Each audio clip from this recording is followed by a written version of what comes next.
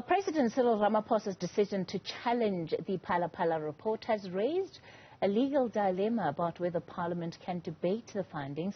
However, the National Assembly Speaker, Nqagula, says Parliament's legal services has advised that there is nothing legally precluding the report from being discussed on Tuesday. For more on this, we're joined by legal expert, Advocate Romeo Nthambeleni.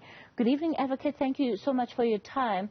Of course, this issue of a matter that is sub-judice is something that comes up ever so often, especially in our discourse. How many times have politicians, prominent individuals, or anyone really that feels like they don't get to, or they don't even want to talk about some of their matters that are before the court, say, well, it's sub-judice, but it's not that easy, is it? Yeah. Good evening, Casey, and to you and the viewers. And thanks for having me. I think it's clear in terms of what you are actually indicating that the rule of sub-judice has been abused for quite a while by politicians, and it's very true that the basis that they bring is that the matter that is before court cannot be adjudicated upon in any forum whatsoever. So, but unfortunately, that is not a sound jurisprudential position that one can actually take. So I think we must be clear on that it's not a sound jurisprudential principle that can be said that when the matter is before court, you cannot actually proceed. Hence, the National Assembly is in a fix in relation to this position. Let's talk about what the limitations of the law do actually apply when a matter is sub-judice. So what does that mean in terms of the actual case and information related to the case that perhaps cannot be discussed? Yeah, absolutely. That is good that we're setting that premise. With the example of the matter of the president, it's a double-edged sword, and it cuts both ways, Kathy, in this manner to say that, in principle, Parliament cannot be allowed under the rules of the National Assembly to discuss matters that are before any court, before the court makes that final determination.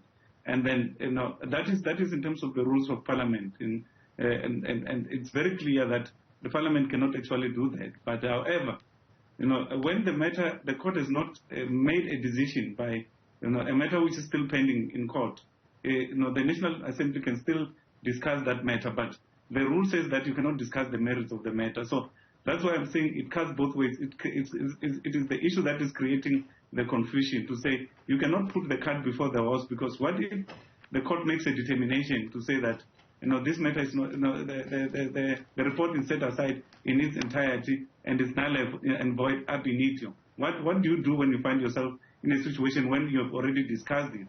And then, is it a sound principle where you can be able to proceed to discuss it without actually having had the decision of the court? So that is the conundrum that is actually being brought by the rules of court and also pending matters that are before the courts. Okay.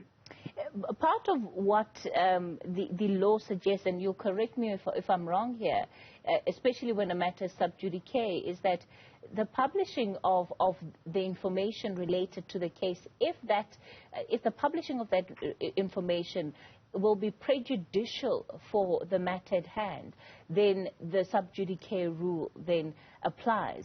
In this instance, we have a report that has already been made public.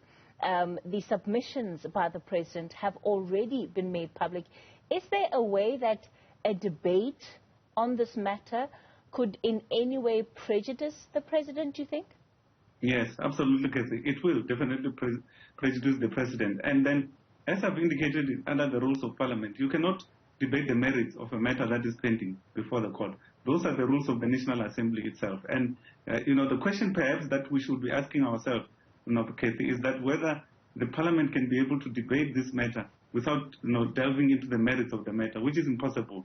There's no way that, Parliament will be able to debate this matter without debating the merits of the case. So, again, as I said, this is a double-edged sword. It cuts both ways. There's no way that Parliament can look into this matter without looking at the findings of the panel. And then, unfortunately, those findings of the panel, the President has brought the application to set them aside, which he has got the right in law to actually do that.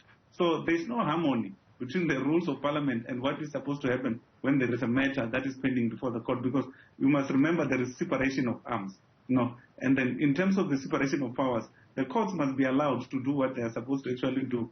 And any accused person or any person that has got a pending matter has a right to get their matters ahead in a court of law, and the Constitution allows them to actually do that.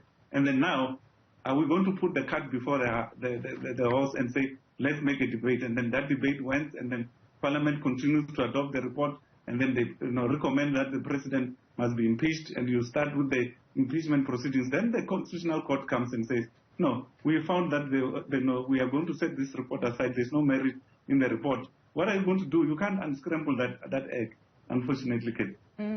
So basically, you're saying that you think Parliament is going to find it difficult between debating this case and not necessarily getting into the merits of it, which is, I think, even as Parliament itself has recognized, would be where they need to draw the line. Absolutely. You're quite correct. You cannot do that without going into the merits of the matter. And the merits of the matter is the finding which is adverse against the President, and which the President has brought an application to review it, in the Constitutional Court.